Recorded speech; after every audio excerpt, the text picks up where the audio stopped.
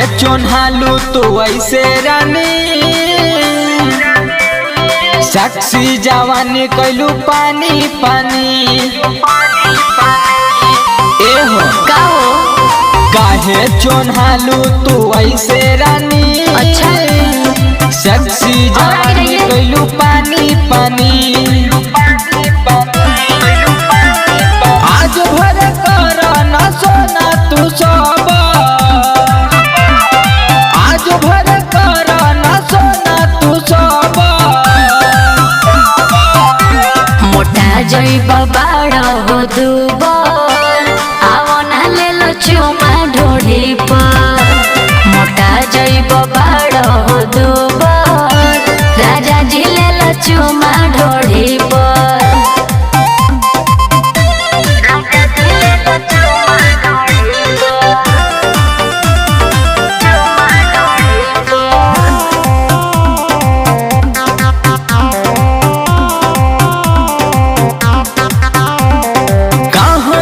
चाहे लू साड़ी हटा के, हमरा बदनिया में अगिया लगा के।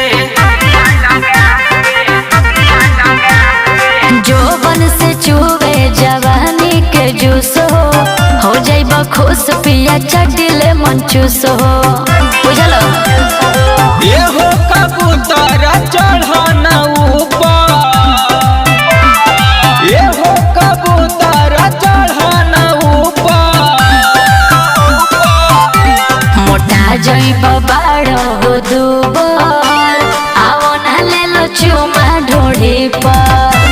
मोटा जइब बाड़ हो दुबर, राजा जी ले लो चुमा ढोड़ी पर।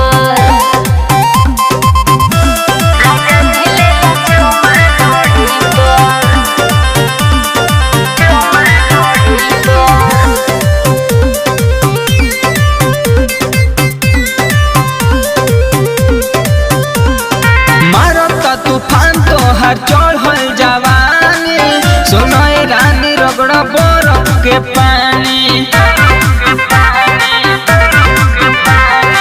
ऐसे न बोला हो मिली ये नरजी, पिया दिल वाला हो जितना बा मरजी। सच में दो पाल रानी कमरिया पाता, बाजी छोड़ी ना। दो पाल रानी कमरिया पाता।